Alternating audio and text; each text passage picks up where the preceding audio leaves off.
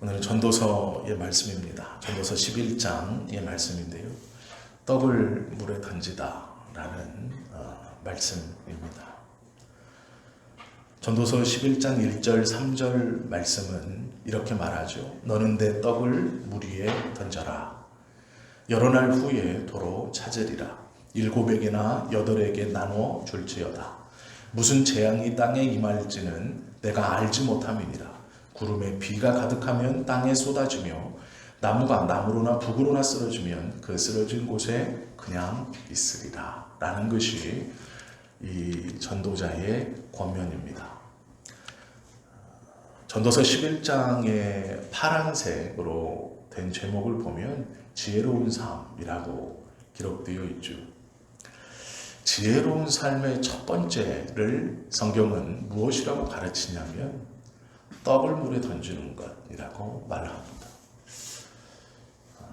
우리로 말하면 밥을 물에 던져라 이런 말이고요. 밥을 물에 흘려보내라 이런 말입니다. 개역개정 전에 보시면 개역 한글 성경이나 개역 성경에는 내 식물을 이라고 되어 있습니다. 무엇이냐면 내가 먹는 것, 네가 먹고 있는 것, 너의 삶을 연결시켜주는 아주 기본적인 것. 이것은 꼭 밥을 의미하는 것만이 아니고요. 밥과 함께 우리가 살아가는 아주 기본적인 것. 그것을 물에 던져야 한다라고 말합니다. 뜬금없이 자기가 살아가는 가장 기본적인 것을 던져라 이렇게 말하죠. 놀랍게도 내가 이것을 꼭 붙들고 있고 갖고 있어야 내가 살아가는, 내가 그래도 하루에 최소한 한 번 이상은 먹고 내 몸에 영양분이 들어와야 살아갈 수 있는 내 떡, 내 식물, 내 밥을 물에 던져라 라고 말하고 있죠. 이게 지혜의 첫 번째라고 말합니다. 의아하고 이해하기 쉽지 않은 것이죠. 이 말을 잘 이해하려면 욥기 22장 24절 말씀을 보면 됩니다. 그곳에 뭐라고 기록되어 있냐면 내 보화를 티끌로 여기고 오빌의 금을 계곡의 돌로 여기라. 그리하면 전능자가 내 보화가 되시며 내게 고귀한 은이 되시리라. 이렇게 기록되어 있습니다.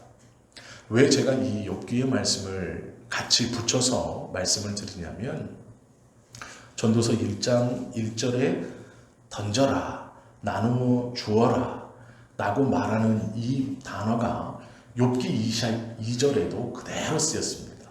욥기 22장 읽어본 24절 말씀에 보면 내 보화를 티끌로 여기고 라는 말이 무슨 말이냐면 내 보화를 던져버려라 이런 뜻입니다. 그리고 오빌의 금을 계곡에 던져버려라 이런 뜻입니다. 이것이 같은 단어가 쓰여져 있습니다. 충분히 짐작해 보면 지혜로운 첫 번째를 무엇이라고 성경은 가르쳐 주느냐? 내가 살아갈 수 있다고 믿는 그것을 던져야 하나님께서 너희 살아가심이 된다. 이렇게 말하는 것이죠.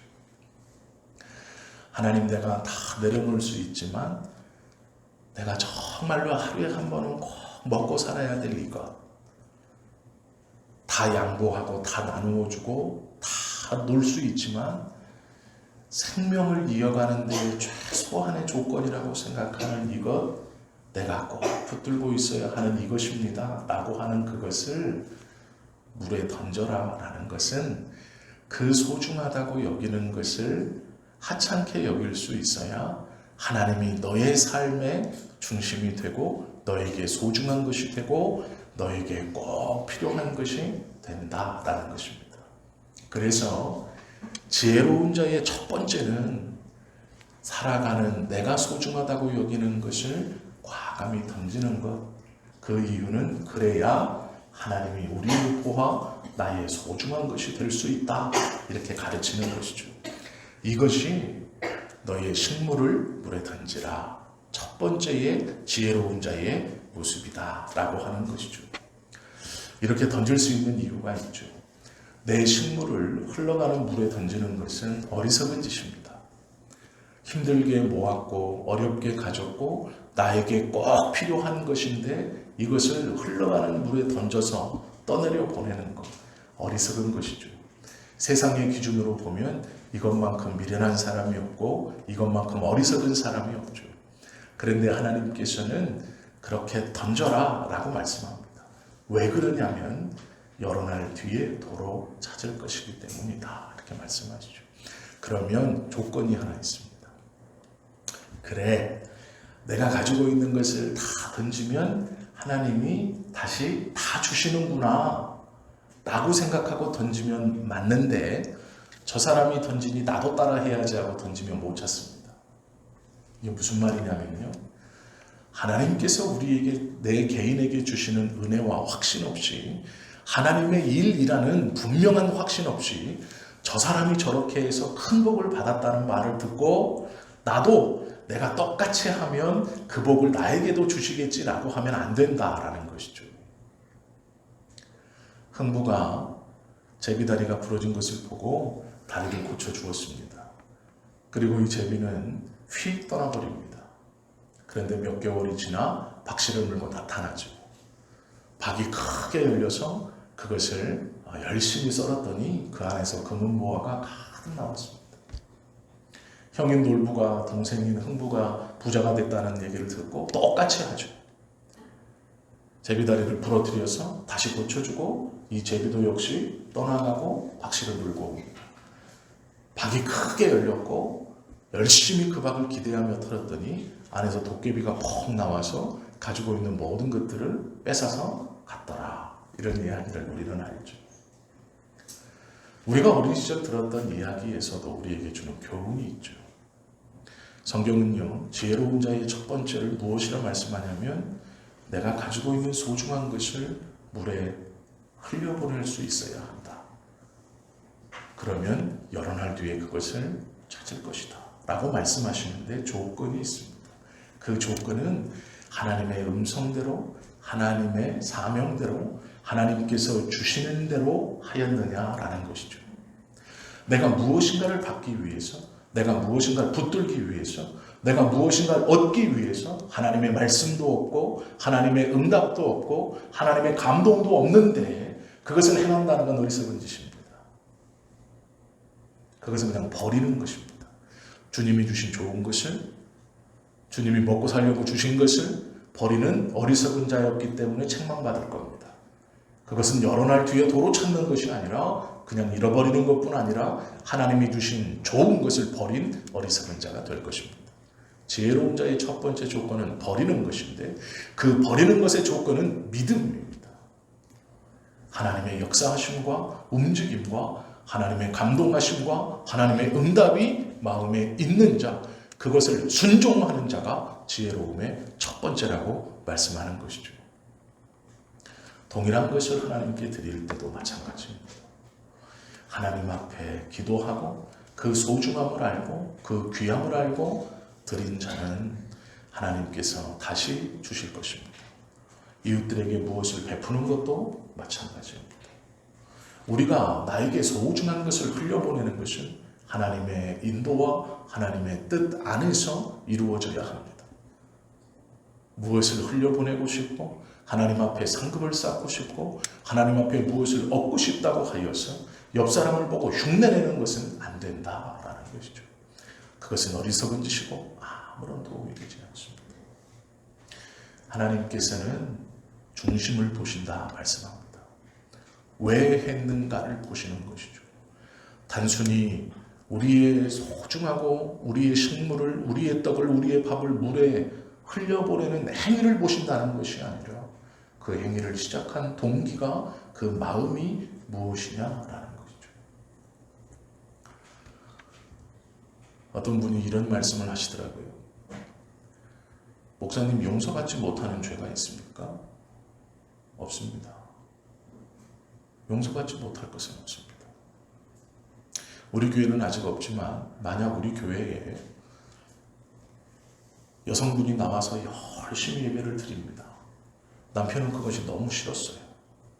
그래서 이 남편은 날 교회에 와서 확 불을 질러 버렸습니다. 큰 죄죠. 그런데 그 남편이 들어와서 목사님, 제가 예전에 모르고 그랬습니다. 그 죄는 용서받을 수 있습니다. 그러나 하나님의 성전이 무엇인지를 알고 하나님의 교회가 무엇인지를 알고 하나님께서 예배해 놓으신 예배당이 얼마나 귀하고 복된 것인 줄 알면서 확 불을 질렀다면 그건 용서받지 못하는 것입니다. 그건 악이죠. 죄가 죄라고 부르면 안 됩니다. 그건 악입니다. 알면서도 했기 때문이죠. 똑같이 불을 지르는 행위에도 하나는 죄로 인하여 회개하여 용서받을 수 있는 똑같은 모양이고 하나는 악으로 절대로 용서받지 못하는 것이죠. 우리의 마음의 동기가 어떠한 일을 행함이 아니라 그 마음의 출발이 무엇이냐가 중요한 것이죠. 하나님의 말씀을 알고 순종했다면 하나님의 복과 은혜가 그에게 당연히 임하는 것입니다. 그러나 하나님의 말씀을 알지 못하고 행동하는 것은 아무런 상급이 없는 것이죠. 다른 사람이 출석하고 예배하고 다른 사람이 기도하기 때문에 나도 기도하고 예배하고 출석해서 나도 천국에 가고 나도 복을 받겠지. 아닙니다. 하나님께서 그 개인의 마음속에 예배의 갈급함을 주셔야 하고 말씀에 순종함을 주셔야 하고 그 마음에 하나님의 나라를 사모함이 간절히 있을 때 그가 드리는 예배를 하나님이 받으실 뿐 아니라 자신에게도 하나님의 은혜가 임하는 것이죠. 우리 교회는 스피커가 좋지 못해서 은혜 받지 못합니다. 우리 교회는 찬양팀이 없어서 은혜 받지 못합니다. 우리 교회는 뭐가 그래서 은혜 받지 못합니다. 천만의 말씀입니다. 내 마음속에 갈급함이 없기 때문에 그렇습니다. 제가 훈련소에 갔을 때 주일날 예배를 갔습니다. 팔을 막 흔들면서 이제 배운 군가를 막 줄 맞춰서 가면서 교회당 바깥에 입장하려고 쭉 앉아 있습니다. 그리고 이제 순서가 돼서 탁 들어갔습니다. 그리고 그 타닥타닥타닥 붙여놓은 논산훈련소 입소대대 그 교회에 탁 앉았는데 눈물이 막 나는 거예요. 군대 가기 전에도 전도사 하다가 갔고 학창시절에도 어머님 손잡고 교회를 다녔었습니다. 한 번도 그런 경험이 없어요. 앉았는데 너무 좋은 거예요. 앉았는데 눈물이 막 나더라고요. 몸이 힘들어서 그랬는지는 모르겠지만 그때 막 팔을 흔들고 가면서 멀리서 교회가 보이는데 너무 좋은 거예요. 얼른 가고 싶은 거예요. 나도 선배들한테 소문으로 들었던 실로암을 박수치면서 열심히 불러봐야지 하는 생각이 들더라고요. 언젠가부터 우리가 예배가, 기도가, 하나님의 말씀이 그냥 남이 하니까 내가 했던 대로 그렇게 해서는 하나님의 은혜와 하나님의 구원을 경험하지 못합니다. 그러기에 신앙생활이 냉랭한 것이죠. 그러기에 물에 우리의 것을 던지지 못하는 겁니다. 흘려보내지 못하는 겁니다. 두렵기 때문에 그렇습니다. 우리의 사고가 언젠가부터 세상의 사고와 같아져서 세상이 어리석다고 하는 것을 우리도 어리석게 생각하고 있기 때문에 그렇다라는 것이죠. 기도가 그렇죠. 기도라는 것은 물에 흘려보내는 것 같습니다. 내가 시간을 정해서 나와서 하나님 앞에 무릎을 꿇고 손을 모으고 고개를 숙이고 소원을 이야기하고 마음에 있는 것들을 하나님 앞에 고백합니다. 이건 물에 흘려보내는 것 같죠. 응답도 없는 것 같고 시간 낭비하는 것 같고 빨리 사람을 만나서 얘기를 하고 도움을 구하고 전화를 돌려야 할 것 같은데 그 시간을 다 미루고 하나님 앞에 나와 기도한다는 것이 이 물에 흘려보내는 행위와 같은 겁니다. 못하는 짓인가? 시간은 가고 시간은 촉박하게 다가오고 있고 내가 도와달라고 해야 되는 사람들이 어떤 상황인지도 알지 못하는 마음의 불안함과 부러움이 온다라는 것이죠. 이 기도가 물에 흘려보내는 대표적인 것입니다. 물을 흘려보내는 것 같은 대표적인 것입니다. 5만 번의 기도 응답을 받은 조지 밀러라는 책이 한때 유행했었습니다. 지금은 아이들에게 그 책을 잘 읽히지 않는데요. 2000년 초반 그 책이 나왔을 때 주일학교 아이들에게 참 많이 읽혔습니다. 그런데 그 책에는 조지 밀러가 고아원을 운영하면서 매일매일 이 사람 저 사람에게 도움을 받아서 빵이 오고 우유가 오고 뭐 그랬던 얘기들이 많이 써 있습니다. 이 조지 밀러의 기도 중에 놀라운 응답이 있습니다. 조지 밀러가 52년간 5사람의 영혼을 놓고 기도했습니다. 5사람을 하나님 앞에 인도해 주시기를 원해서 그들의 영혼을 위해서 이 조지 밀러가 52년 동안 기도했습니다.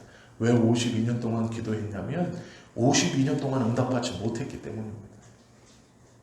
그가 하나님의 은혜를 받고 자신의 것들을 다 내려놓고 하나님께서 원하시는 그 마음의 감동에 따라 고아들을 섬기면서 자신의 친구 5명, 자기와 함께 클럽에 가서 열심히 놀고 다녔던 그 5명의 친구들이 정말로 귀하고 복되고 자신의 눈에 하나님께서 계속 부담으로 생각나게 하셔서 그 5명의 이름을 써놓고 구원받기를 기도했습니다. 시작하고 5년 만에 한 명이 조지 밀러를 찾아와서 내가 이제 자네 이 고아원을 도우면서 하나님을 믿기로 했네 라고 얘기했습니다. 5년 만에. 밀러는 기뻤습니다. 이제 하나님께서 내 기도에 응답을 주시는구나 라고 생각했습니다. 그런데 놀라운 것은 두 번째의 친구가 찾아오는데 10년이 걸렸습니다.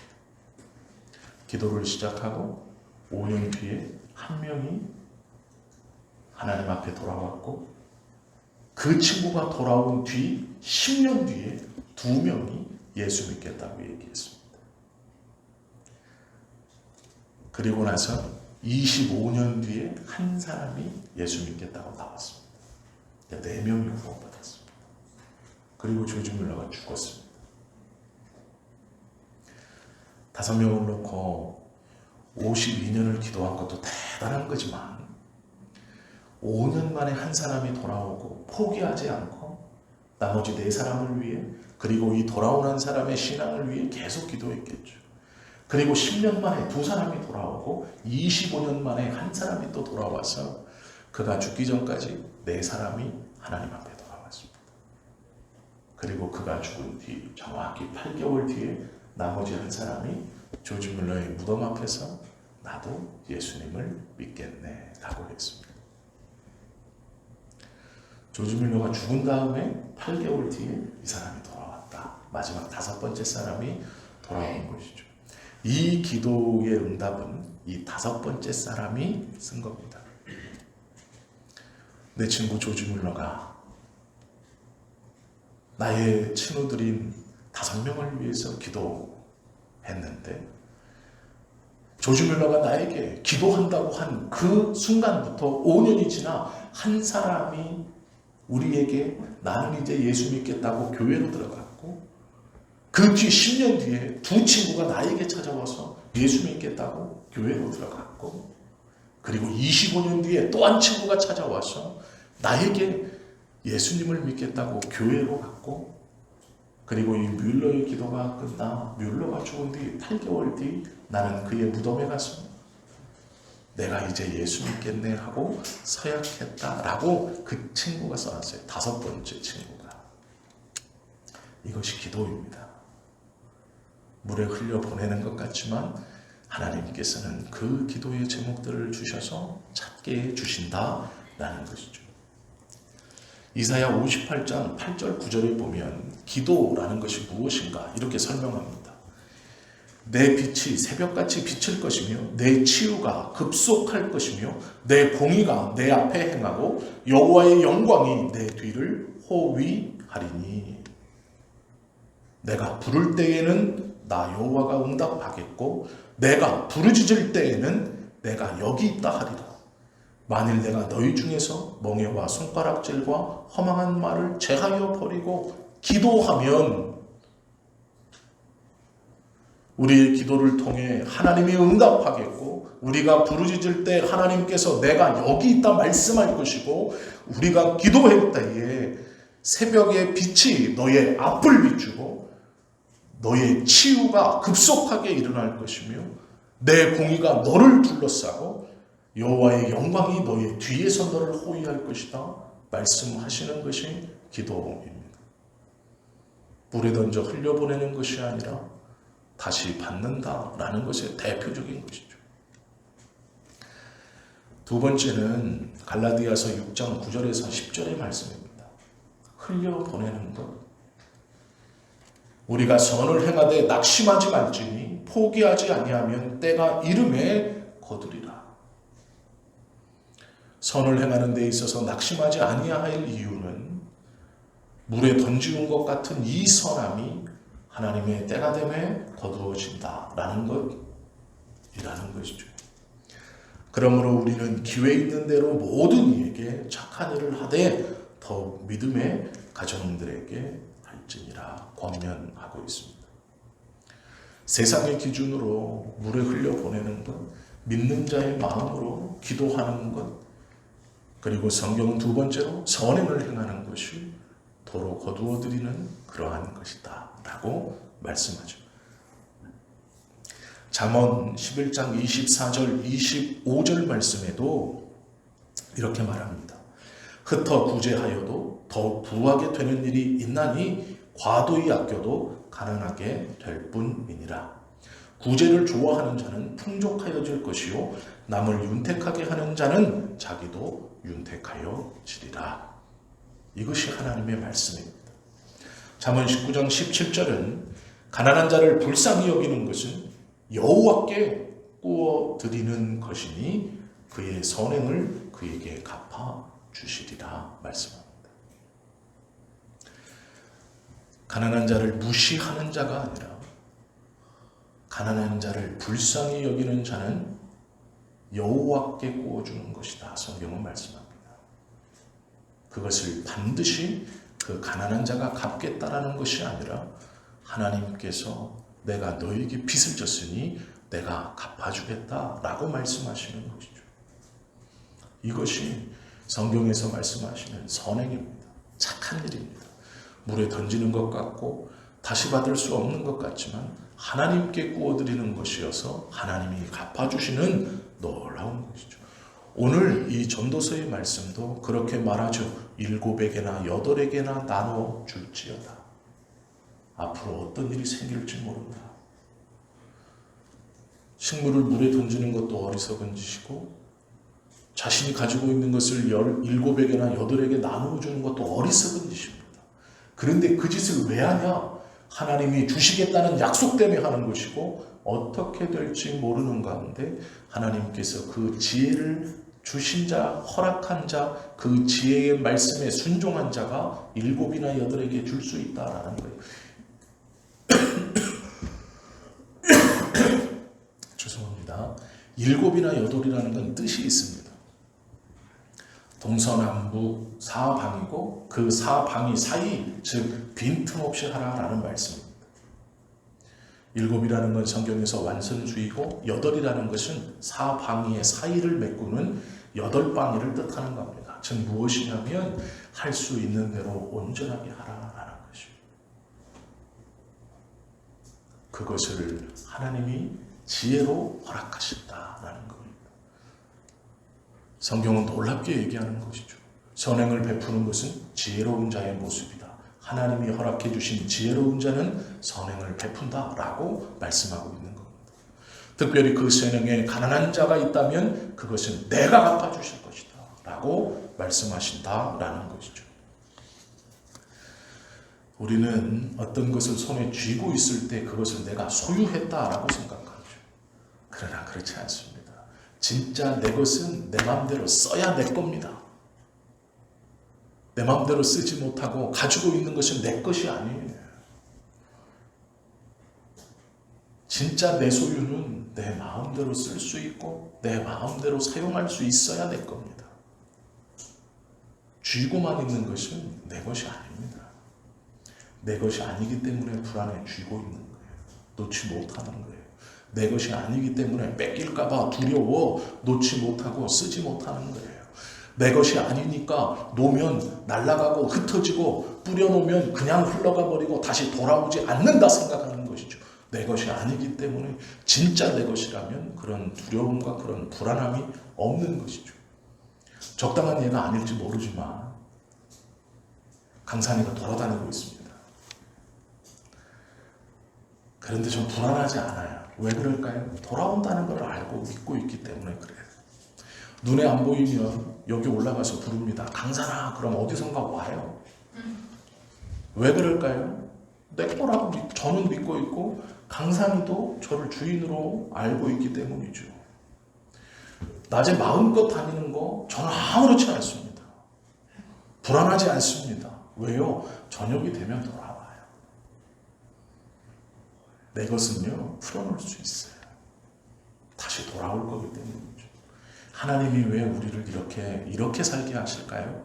하나님은 자신 있는 거예요. 내 거라는 자신이 하나님이 있기 때문에 우리를 가둬놓지 않으시는 거예요. 세상 속에 보내시는 거예요.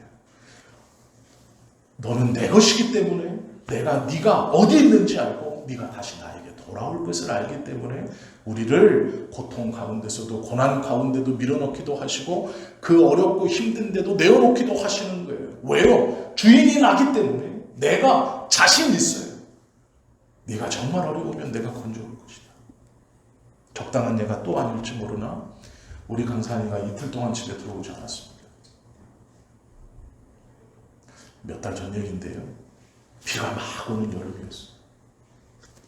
3일째가 되는 날 제가 찾아갔었어요. 누가 집어갔나? 데려가서 키우나 하다가 3일째 되는 날 이 주변을 쫙 돌면서 강산아 불렀습니다. 그런데 여기 탁 지나가는데 저 왼쪽 입구 1층 그 아래에서 강산아 불렀는데 야옹 소리가 위에서 들려요. 그래서 태권도장으로 올라가서 태권도장 창 쪽으로 매달려서 그 공중에 있는 그 판에 그 안에 숨어 있는 거예요. 그러니까 누가 집어다가 거기다 이렇게 던져놓은 겁니다.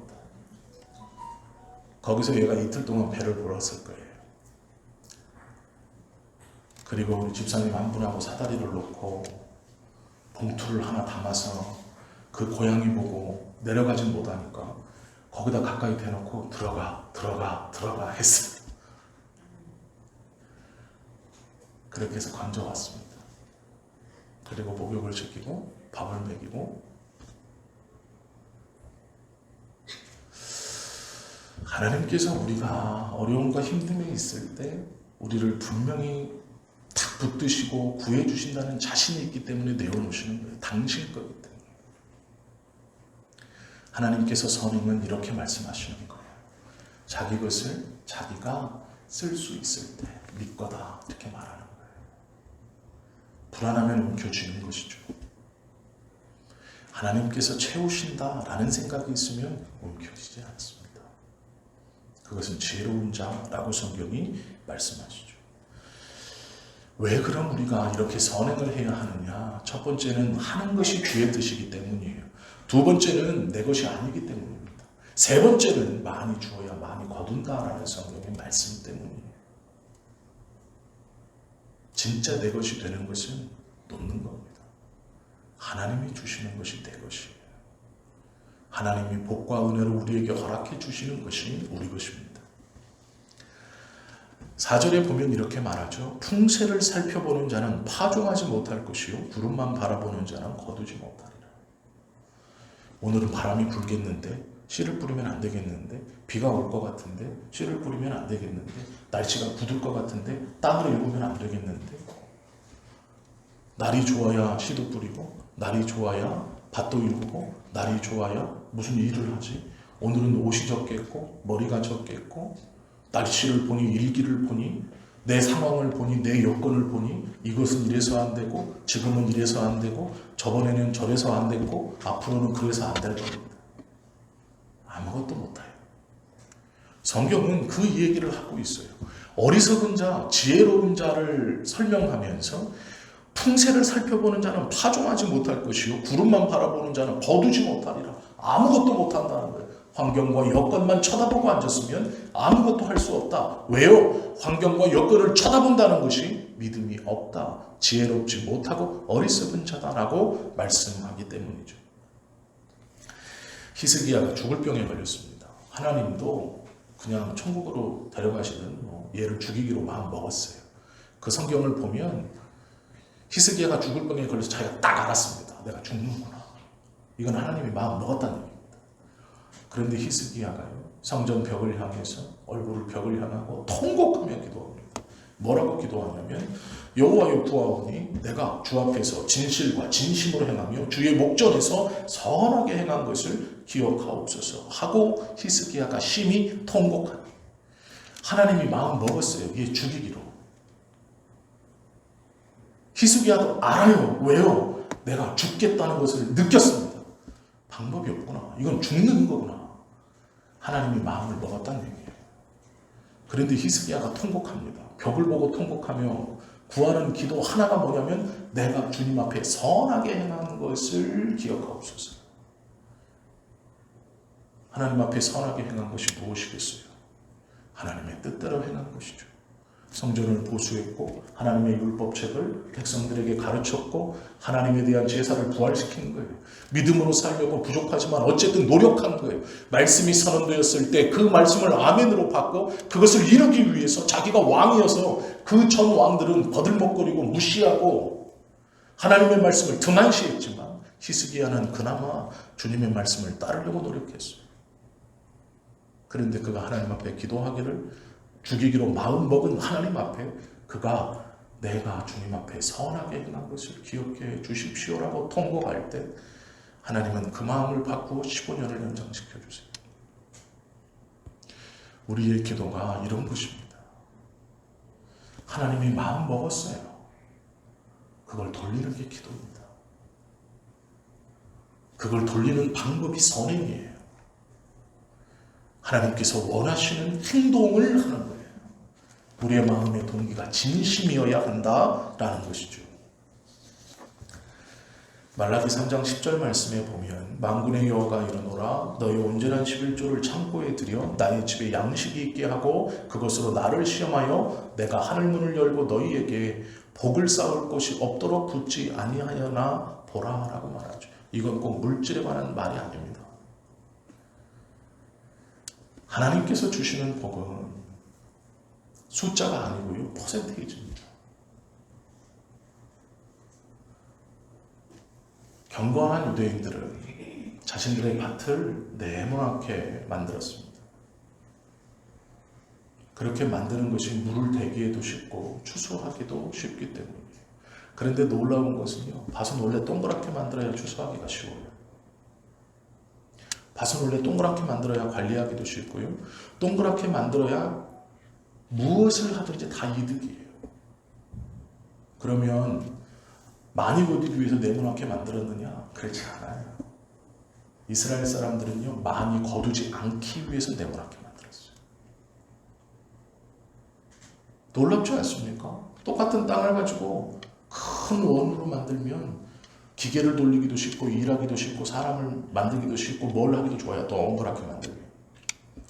그게 효율성과 생산성이 가장 높대요. 지금도 그렇습니다. 동그랗게 만들어라라고 그래요.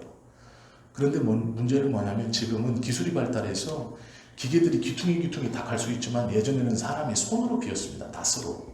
그때 동그랗게 논이나 밭을 만들면 슥슥슥슥슥 베면서 딱 돌면 돼요. 그런데 네모나게 만들었어요. 이스라엘은 많이 거두기 위해서 넓게 만들기 위해서 네모난 게 아니에요. 귀퉁이를 걷지 않기 위해서 네모나게 만들었어요. 밭을 네모나게 만들어 다 심고 어렵게 다 농사를 짓고 거둘 때는 동그랗게 거둡니다. 이 네 귀퉁이를 남겨놔요. 고아와 나그네와 과부들 때문이에요. 더 놀라운 것은 그 동그랗게 가상의 선을 그어서 그것을 걷어들이면서 단을 묶을 때 떨어지거나 옮길 때 떨어지는 건 죽지 않았어요. 세상의 방법으로는 비효율적인 것이죠. 구탱이 끝까지 한 톨도 남김없이 싹 다 수확해야죠. 내 땅에서 내가 열심히 농사지어서 내가 번 건데요. 그런데 이스라엘은 그렇지 않았습니다. 경건한 이스라엘인들은 원을 그리고 그 원에만 걷어들였어요. 이 내귀퉁이를 남겨뒀습니다. 그게 하나님의 말씀이었기 때문이에요. 그리고 나서 그 원 안에서도 싹싹 긁어들인 게 아니에요.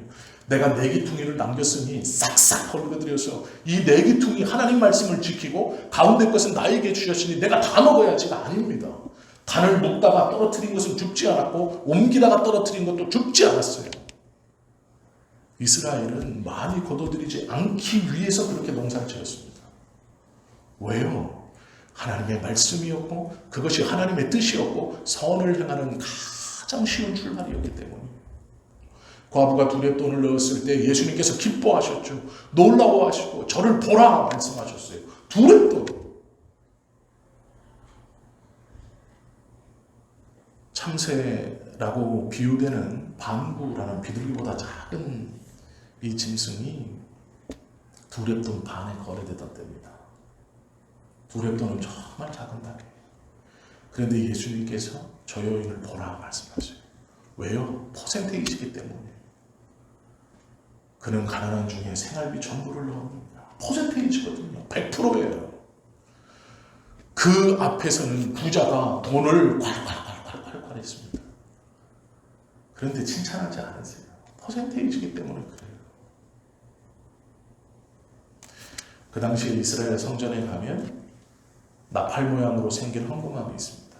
입구는 이렇게 크고 이렇게 갈수록 좁아져요. 그리고 함이 있죠. 위에서는 동전을 흘리지 않고 잘 받아놓기 위해서 나팔 모양으로 입구가 넓습니다. 그리고 이렇게 싹 있어요. 왜요? 동전이 콱콱콱 들어가서 떨어지는 소리가 날 수 있도록 주변 사람이 집중하도록. 더 놀라운 것은요. 밖에서 쓰는 돈으로 그렇게 하지 못했어요.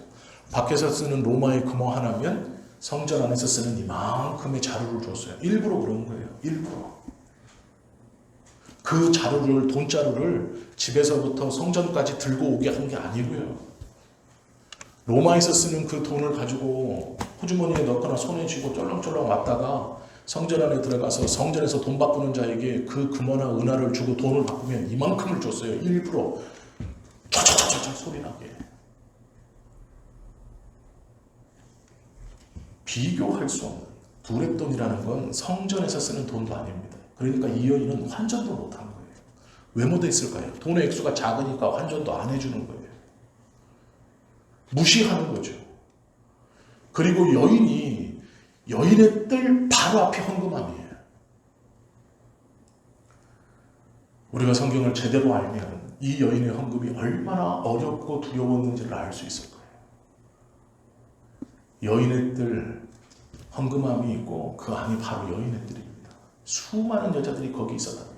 수많은 여자들은 자기 뒤에서 부자들이 들어오면서 헌금함에 넘치도록 그 8개, 9개가 있는 그 나팔 헌금함에 주르륵 서서 돈을 콸콸콸콸콸콸 집어넣는 소리를 계속 들었어요. 에헴하고 들어가는 남자의 뜰, 유대인의 뜰까지 여성의 뜰을 지나서 안으로 들어가는 것까지 지켜보고 있는 거예요. 그 소리가 나고 한참 소리가 들린 후에 거들먹대면서 쭉 들어가는 남자들을 본 거예요. 그 소리를 듣다가 그 소리가 다 끝나자 이 여인이 두렙돈을 가지고 그 헌금함에 접근해서 두렙돈을 넣습니다. 성전의 돈도 아니고 자기가 가지고 온 두렙돈이에요. 근데 놀라운 것은 이것이 생활비 전부죠. 하나님께서 인정하시는 것은 액수가 아니고요. 숫자가 아니고 퍼센테이지예요.